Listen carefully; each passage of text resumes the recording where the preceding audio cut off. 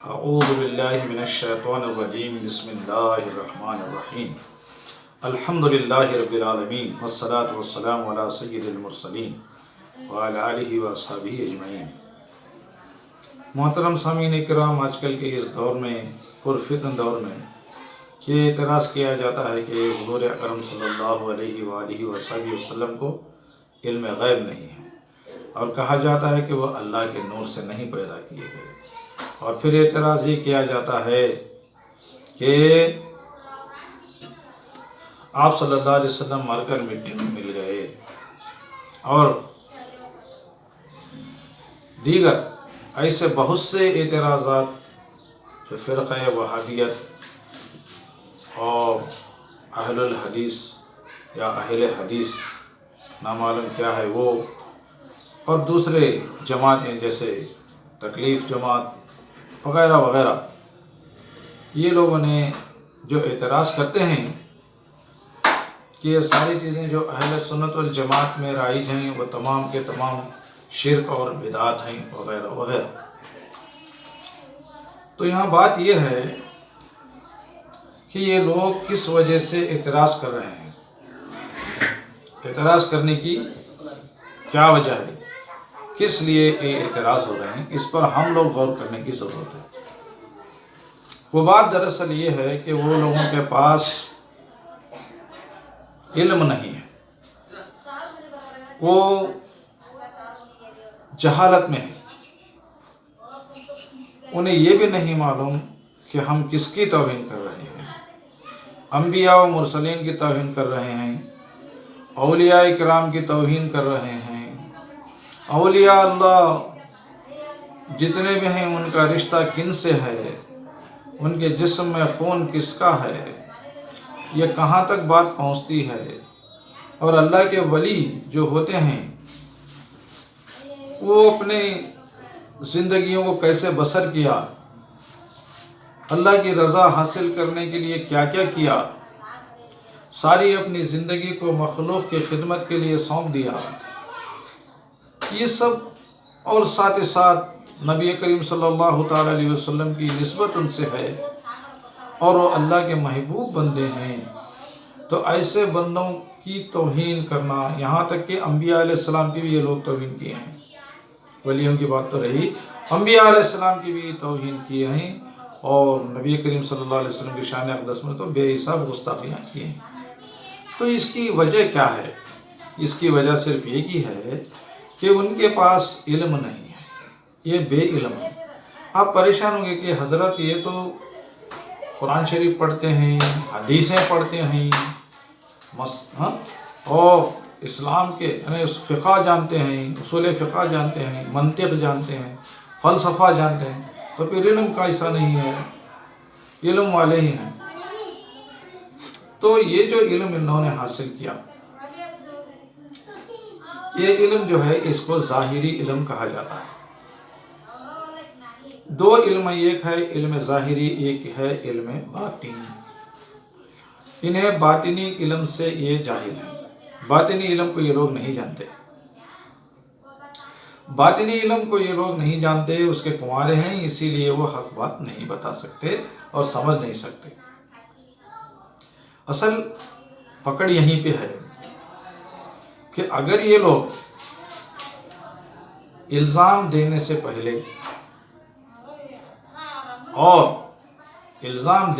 پہلے اور گستاخی کرنے سے پہلے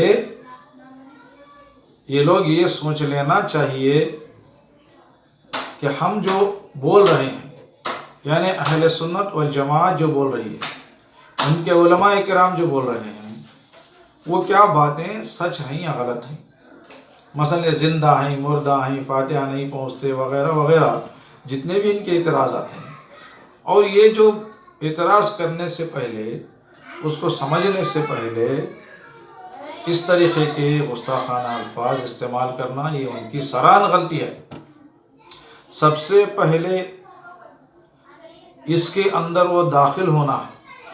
جب میں کسی گھر کے اندر داخل ہوتا ہوں تو اس گھر کے حالات سے واقف ہوتا ہوں، جب تک میں اس گھر کے اندر داخل نہیں لیا مجھے اس کے حالات سے میں واقف نہیں ہو سکتا۔ مثال کے طور پہ اگر دیکھیے ایک بچہ کسی کالج کے اندر جب تک کہ داخلہ نہ لے وہ نہیں سمجھ سکتا وہاں کا سلیبس کیا ہے، وہاں کی تعلیم کیا ہے، کون سی کتابیں ہیں، وہ جب تک نہیں پڑھے گا اس کو اس کا علم نہیں ہوتا۔ وہ داخلہ لینا ضروری ہے، داخلہ لینے کے بعد اس کو پڑھنا ہے، پڑھنے کے بعد اس پر غور و فکر کرنا ہے، تب کہیں جا کے اس میں حقیقت معلوم ہوتی ہے۔ تو اس لیے یہ جو بھی حضرات اعتراض کرتے ہیں سب سے پہلے یہ خانقاہوں میں آنا چاہیے۔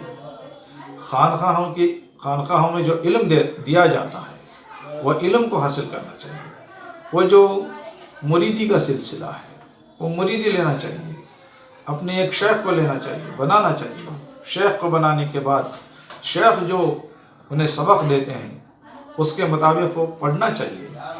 اس کے بعد اس کے جو نتائج نکلتے ہیں، جب ذکر و اذکار حضرات جو دیتے ہیں اس کے بعد اس کے جو اثرات نکلتے ہیں تب انہیں خود پتہ چلے گا کہ میں کیا کر رہا تھا، کیا بول رہا تھا، کیسے غلطی میں تھا۔ یہ ساری چیزیں جب معلوم پڑتے ہیں۔ صرف قرآن، حدیث، منطق، فلسفہ، فقہ، اصول فقہ اس کو پڑھ کر آ کر یہ اعتراض کرنے سے اس کو جو ہماری باتیں ہیں جو اہل سنت الجماعت کی وہ باتوں کو ہرگز نہیں سمجھ سکتا، کیونکہ اس میں 3 حصے کیے جاتے ہیں۔ حضور اکرم صلی اللہ تعالی علیہ وسلم کی شریعت کو جو شریعت کہتے ہیں، آپ صلی اللہ علیہ وسلم کے اقوال کو ہم شریعت کہتے ہیں، افعال کو طریقت کہتے ہیں اور اقوال کو حقیقت کہتے ہیں۔ شریعت، طریقت اور حقیقت یہ 3 چیزیں ہیں۔ اب صرف تم شریعت کی کتابیں پڑھ لیے تو طریقت اور حقیقت کے بارے میں آپ لوگوں کو کچھ بھی معلوم ہی نہیں ہوگا۔ جب تک کہ آپ وہ چیز کو معلوم کیے بغیر آپ کہیں گے کہ عرس کرنا منع ہے، صندل چڑھانا منع ہے، قرآن میں کہاں ہے، حدیث میں کہاں ہے، آپ ٹٹولتے بیٹھیں گے تو آپ کو کچھ بھی پتہ نہیں چلتا۔ اہل سنت والجماعت کے طریقوں کو عمل کرو، کامل مرشد سے بیعت لو اور مرشد کے باتوں پہ عمل کرو۔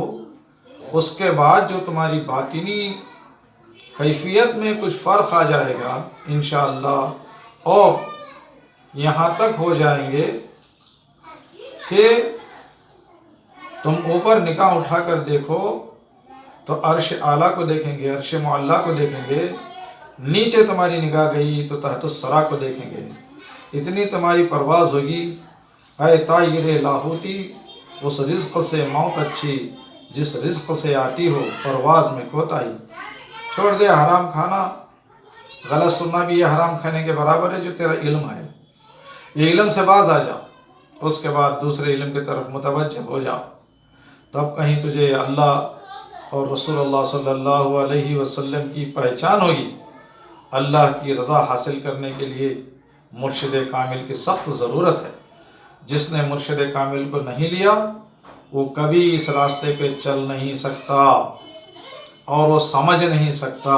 پھر یہ لوگ جو دوسرے مدارس میں مدرسوں میں، کالجوں میں تعلیم حاصل کر کے یہ کیا بول رہے ہیں مولانا، یہ کیسے ہو سکتا ہے، فاتحہ ہمارے مردوں کو کیسے پہنچ سکتے ہیں، اور حضور اکرم صلی اللہ علیہ وسلم زندہ ہیں کہتے ہیں، وہ کیسے زندہ ہیں؟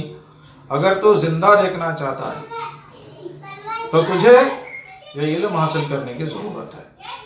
ہاں، طریقت کے میدان میں آ، علم حاصل کر، روزانہ طے کر، ادب بجا لا، اس کے بعد تجھے خود پتہ چلے گا کہ تو خود توبہ کر لے گا، توبۃ نصوحہ کر لے گا، سچی توبہ کر لے گا کہ اے اللہ میں آج تک اندھیرے میں تھا، میں جانتا تھا کہ حضور مر گئے ہیں لیکن میں دیکھ رہا ہوں کہ حاضر ہیں۔ دوستو، حضور اکرم صلی اللہ تعالی علیہ وسلم جہاں بھی آپ کا ذکر جمیل ہوتا ہے وہاں پہ وہ حاضر ہوتے ہیں، زندہ نہیں تو حاضر کیسے ہوتے؟ جہاں بھی شیر خدا حضرت علی کرم اللہ الوجہ الکریم کا ذکر ہوتا ہے وہاں پر حضرت مولا علی رضی اللہ تعالیٰ عنہ حاضر ہو جاتے ہیں۔ جہاں پر سیدنا امام حسن اور امام حسین رضی اللہ تعالیٰ عنہ مجمعین کا ذکر ہوتا ہے تو وہاں پر سیدنا امام حسن اور امام حسین رضی اللہ تعالیٰ عنہ مجمعین حاضر ہو جاتے ہیں۔ جس بزرگ کا ذکر بھی جہاں پر ہوتا ہے وہ بزرگوں کی ارواح وہاں پر حاضر ہو جاتی ہیں۔ اب یہ اندھے کیا بولتے ہیں کہ بھائی کہاں دکھ رہے ہیں ہمیں، کہاں دکھ رہے ہیں؟ تجھے نہیں دکھتے، کیوں؟ اس لیے کہ تو اس کے اندر داخل ہوا ہی نہیں، اس کالج کے اندر تو داخل ہوا ہی نہیں، کوئی خانخواہی تعلیم تو حاصل کیا ہی نہیں، تو نے تو صرف قرآن حدیث منطق فلسفہ اصول کا جو شریعت کی کتابیں وہ پڑھ لیا۔ اب اس کے بعد جو طریقت کا ہے جس کو ہم کہتے ہیں اقوال کو افعال، اس کے بعد احوال ہیں، یہ چیزوں کا علم تجھے نہیں ہے۔ جب تک تو یہ علم کو حاصل نہیں کرے گا، جب تک تو اندھا ہی رہے گا اور بے ایمان رہے گا، تیرا ایمان ہی درست نہیں۔ اس لیے تجھ میں اور کافر میں کچھ فرق نہیں رہے گا۔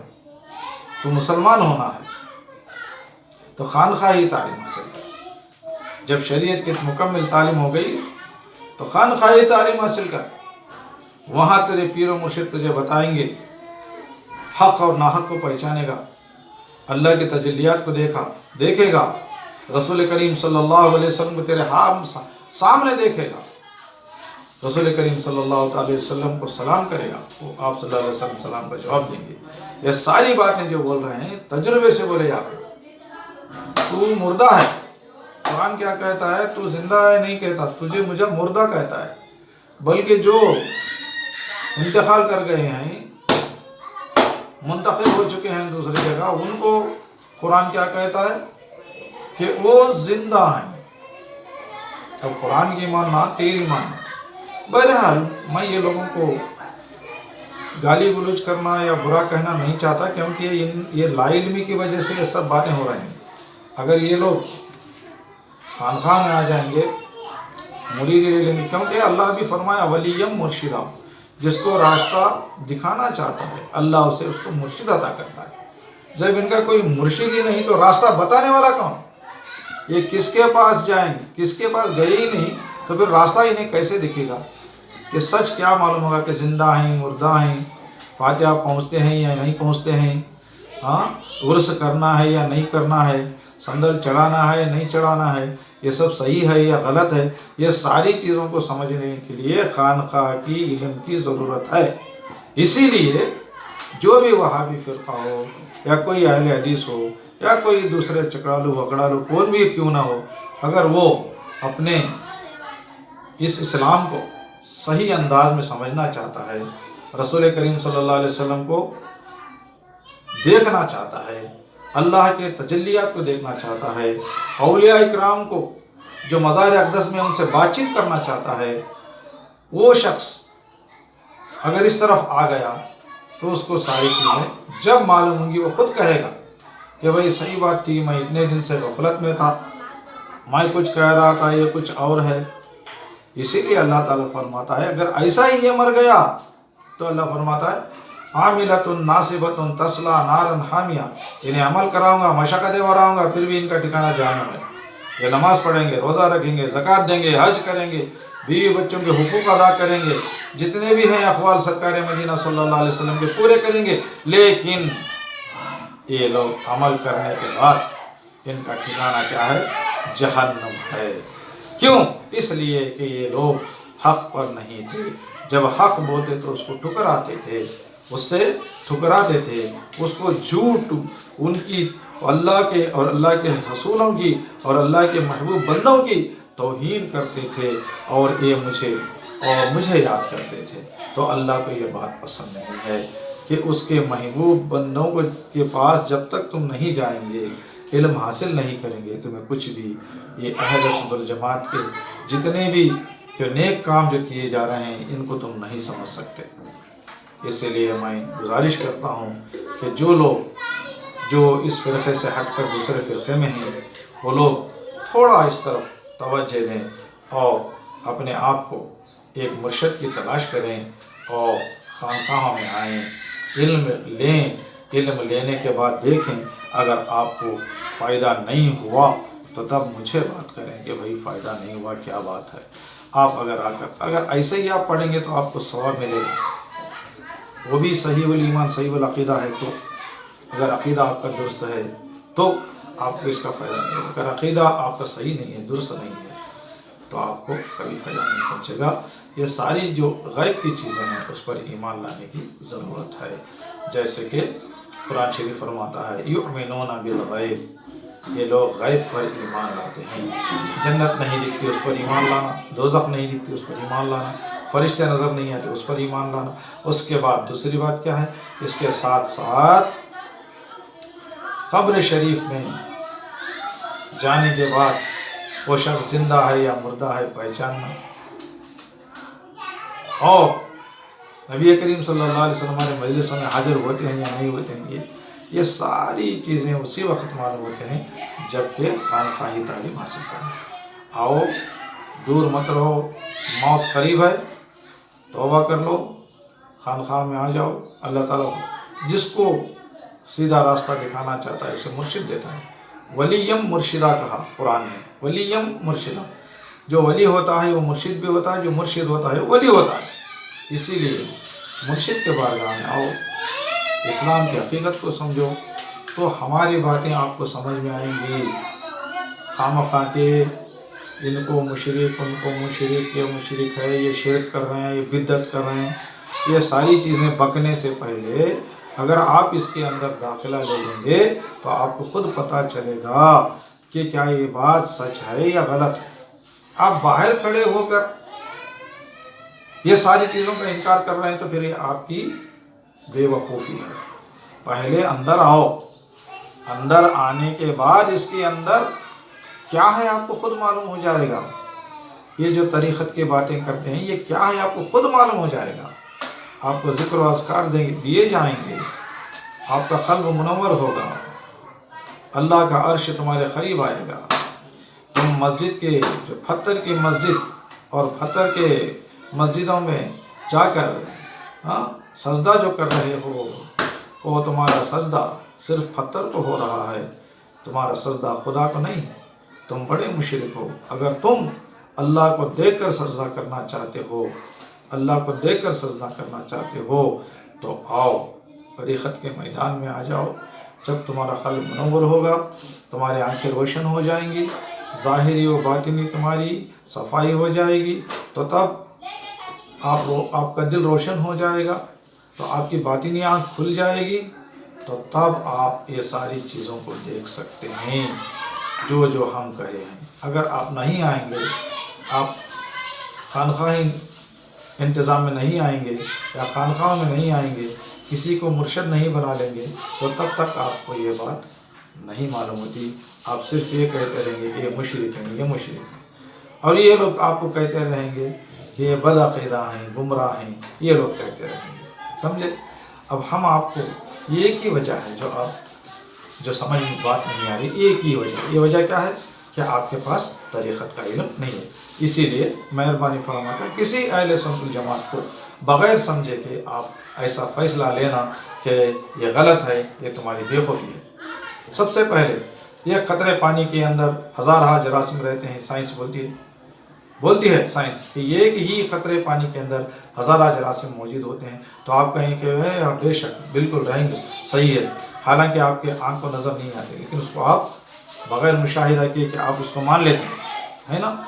जब मानने के बाद क्या करते हैं, अगर आप इतराज़ करेंगे तो इसमें कहाँ है मुझे बताओ, तो लोग बोलेंगे कि जाओ माइक्रोस्कोप लाओ, उसके नीचे पानी रखो, फिर उसके आई पीस से देखो, तो आपको मालूम पड़ेगा कि इसके अंदर जरासीम हैं या नहीं है ना। जब आप दूरबीन के ज़रिए उसको देखेंगे तो उसके अंदर रहने वाले जरासीम आपको नज़र आएंगे। जब तक वो दूरबीन का इस्तेमाल आप नहीं करेंगे वो नज़र नहीं आएंगे। ऐसा ही पानी नज़र आएगा, आप क्या बोलेंगे सिर्फ पानी है, पानी है। अरे नहीं भाई, पानी के अंदर जरासीम्स भी हैं, इसके अंदर ऑक्सीजन भी है, इसके अंदर हाइड्रोजन भी है। तब कहीं जाकर H2O हुआ, ये पानी हुआ। अगर इसके अंदर हाइड्रोजन और ऑक्सीजन मौजूद है, जरासीम्स मौजूद हैं, ये सारी नहीं दिखने वाली चीज़ें, जबकि तुम दूरबीन यूज़ करेंगे تو تب آپ کو پتہ چلے گا کہ اس کے اندر یہ چیزیں موجود ہیں۔ اسی طریقے سے اگر آپ کو خدا کو دیکھنا ہے یا ہماری حقانیت کو سمجھنا ہے، پہلے سنت جماعت کی حقانیت کو اگر فرق کرنا ہے تو آپ کو یہ علم کا حاصل کرنا ضروری ہے۔ یہ علم حاصل کر لو، انشاءاللہ آپ بھی توبہ کریں گے، آپ بھی ہمارے جماعت کے ساتھ ہو جائیں گے۔ جب کہیں گے کہ یہ جو کچھ کہہ رہے تھے مولانا لوگ بالکل صحیح تھا، ہماری جو فطرت تھی وہ غلط تھی، تب معلوم ہو۔ ضد کرنا یا ایک دوسرے سے دشمنی کرنے کے لیے یا اپنی علم کا زام دکھانے کے لیے ہم صحیح ہیں یہ بولنا، یہ طریقہ صحیح نہیں ہے۔ پہلے سمجھنا ضروری ہے، سمجھنا ضروری ہے۔ اگر آپ نہیں سمجھیں گے تو پھر معلوم کیسے ہوگا کہ یہ غلط ہے؟ حضور ہمارے مجلس میں حاضر ہوتے ہیں، ہم بولتے ہیں، سلام پڑھتے ہیں تو جب حاضر ہوتے ہیں، جب میلاد پڑھتے ہیں تو حاضر ہوتے ہیں، جب ہم سلام کرتے ہیں تو سلام کا جواب دیتے ہیں، اور سلام کرتے ہیں سلام کا جواب، سلام سنتے ہیں، دیکھتے ہیں، بولتے ہیں، حاضر ہیں، ناظر ہیں۔